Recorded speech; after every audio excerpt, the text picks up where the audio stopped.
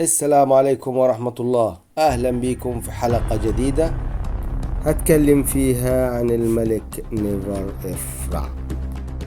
مين هو الملك نيفر إفرع؟ ومين هو أبوه ومين أمه؟ وكمان مين هي زوجته وأولاده؟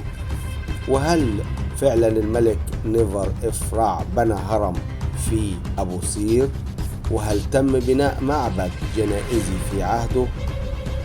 كل دي أسئلة والإجابة عليها في الحلقة دي إن شاء الله. بس في البداية اشترك في القناة وفعل زر الجرس عشان يوصلك كل جديد.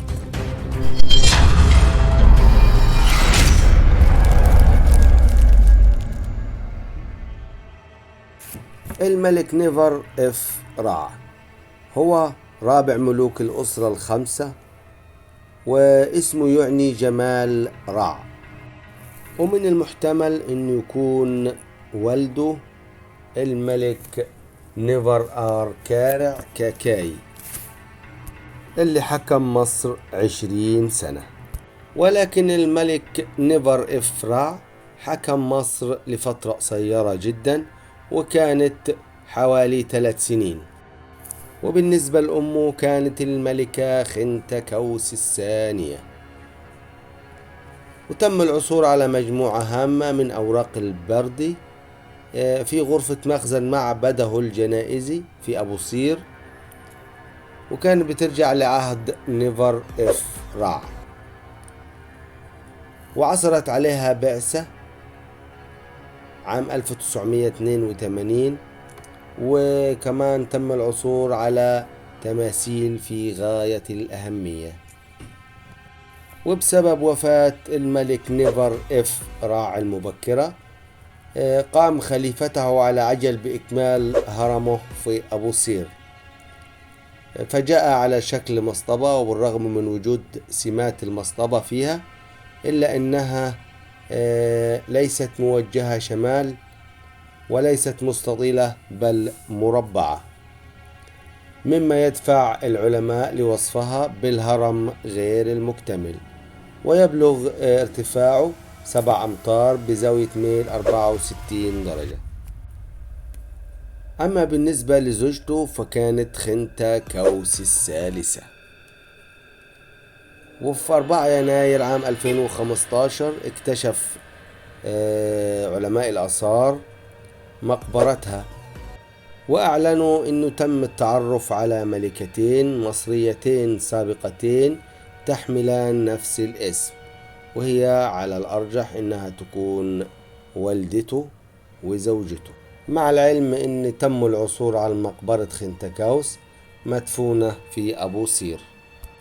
وكان اسم الملكة خنتكوس منقوش على الجدران الداخلية للمقبرة، والرسومات الموجودة على المقبرة كانت بتعرفنا ان دي زوجة الملك وام الملك في نفس الوقت. وكمان تم العثور على عدد 24 من الأواني الحجرية، وعدد 4 من الأواني النحاسية، والتي كانت جزء من الأشياء الجنائزية تم العثور عليها أيضا في المقبرة. أما بالنسبة لهرم الملك نيفر إفرع، وزي ما قلنا إنه هو هرم غير مكتمل، وهو الهرم الثالث والأخير المبني على قطري أبو سير. وتم تشييد الهرم ده في عام 2645 قبل الميلاد، وتم تصميمه من الحجر الجيري، وكان ارتفاعه 7 متر تقريبا، والقاعدة بتاعته كانت 78 متر. وفي الفترة ما بين موت الملك نيفر إفرع وتحنيطه تم تحويل الهرم إلى مصطبة مربعة أو تل بدائي. وكمان تم بناء معبد جنائزي من الحجر الجيري باتجاه الشمال والجنوب على شريط من المنصة كان مخصص في الأصل لتغليف الهرم. من غير الواضح مين اللي شيد هذه المرحلة الأولية من المعبد، على الرغم من وجود أختام من الطين تشير إلى أنه ربما كان الحاكم المؤقت شبسسكاف هو اللي أمر بذلك في عهد ني أوسر رع، وده كان الأخ الأصغر للملك. وتم توسيع المعبد مرتين. وفي المرحلة الثانية تم بناء المعبد من الطوب اللبن، وتم تمديد المعبد بشكل كبير إلى الشرق، وتم إضافة ممر عرضي يؤدي إلى 5 غرف تخزين. والأهم من كده كانت قاعة الأعمدة كانت بتحتوي على 22 أو 24 عمود من الخشب، وكلها مفقودة. والعديد من التماثيل الحجرية والخشبية للحاكم. وكان من أهم الأشياء اللي تم العثور عليها كان تمثال صغير من الحجر الجيري للملك نيفر اف رع.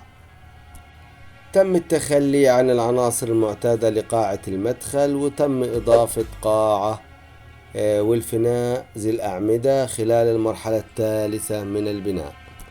وفي جنوب شرق المعبد الجنائزي تم الكشف عن مبنى كبير يكون ملاذ السكين أي مسلخ، كان يستخدم في طقوس ذبح الحيوانات كقرابين لعبادة الموتى. وطبعا بتحتفظ البرديات بحدث كبير، انه تم ذبح 130 طور خلال مهرجان دام 10 أيام في عهد الملك تيتي في الأسرة السادسة.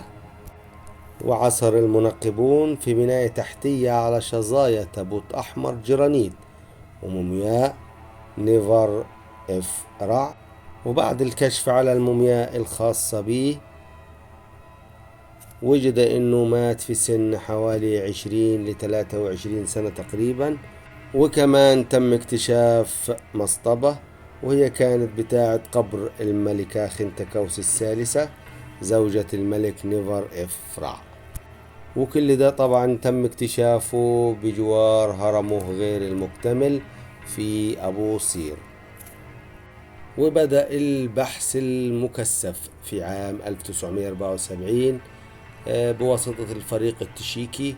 تم التعرف على الملك نيفر اف رع من خلال نقش متصل واحد مكتوب باللون الأسود على قالب مأخوذ من الممر. استمرت الحفريات دي لغاية عام 1998.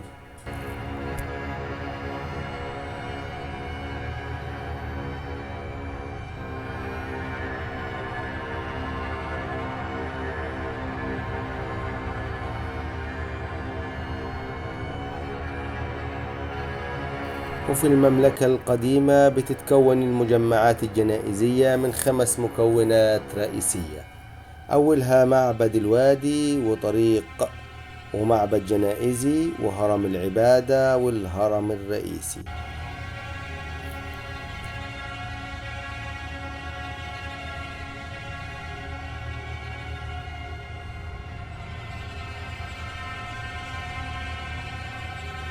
أما بالنسبة لمجمع نيفر اف رع بيتكون من هرم غير مكتمل، ويتكون من خطوة واحدة تم تحويلها على عجل إلى تل. ومعبد جنائزي تم بناؤه على 3 مراحل في عهد ني أوسر رع وربما شبسس كاف. معبد الوادي والجسر وهرم العبادة لم يتم بناؤها في عهد الملك. وأخيرا تم الكشف ومسح مقياس مغناطيسي لسهل رملي على الجانب الشرقي من الهرم عن مبنى كبير من الطوب اللبن على شكل حرف تي مدفون تحت الرمل. تم التأكد من أن المبنى هو المعبد الجنائزي في الحفريات اللاحقة. وعلى بعد 4 متر حفر في الرمل تم العثور على أهم اكتشاف معماري في المعبد الجنوبي. قاعة طويلة من الأعمدة تتجه نحو الشرق والغرب وتضم 26 عمود خشبي. تم الكشف عن أعمدة اللوتس الخشبية المرتبة في 4 صفوف من 5 أعمدة. وكان ده أول اكتشاف لقاعة أعمدة كانت من مصر القديمة. وكان ده طبعا غير متوقع على الإطلاق كما وصفها العلماء. كانت الأرضية مرصوفة بالطين، وكان في سقف خشبي يبلغ ارتفاعه 13 قدم. السقف لم يدوم، لكن البقايا تشير إلى أنه كان أزرق اللون مع نجوم ذهبية مطلية داخل القاعة. تم العثور على العديد من شظايا التماثيل من الديوريت والبازلت والحجر الجيري والأحمر والكوارتز والخشب من نيفر إفراع، و6 صور كاملة. وكانت التماثيل الحجرية بين 35 سنتي و80 سنتي طولا. أحد هذه التماثيل كان بيمثل الملك نيفر إفراع جالس على عرشه مع صولجان يضعه على الجهة اليمنى من الصدر، وحورس كان في الخلف لحمايته من الأعداء.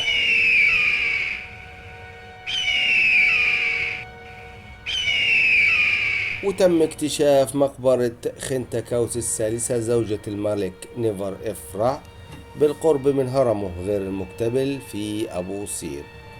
وكانت البنية الفوقية للمصطبة في الأساس بتكون من الحجر الجيري الأصفر والرمادي المستخرج محليا، مع لب من الطوب اللبن وحطام الحجر الجيري والفخار.